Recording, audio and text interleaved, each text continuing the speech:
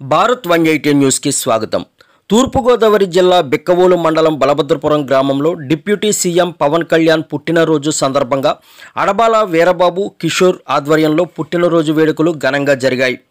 ముందుగా పవన్ కళ్యాణ్ చిత్రపటానికి పాలాభిషేకం చేసి అనంతరం కేక్ కటింగ్ చేసి పేదలకు దుప్పట్లు, ఫ్రూట్లు పంపిణీ చేశారు. పవన్ కళ్యాణ్ ఆదేశాల మేరకు మొక్కలు నాటే కార్యక్రమం చేశారు.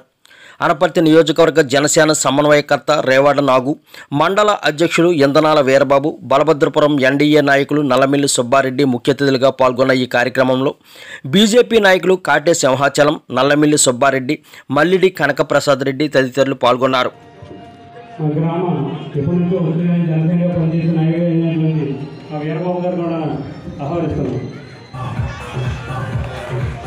क्या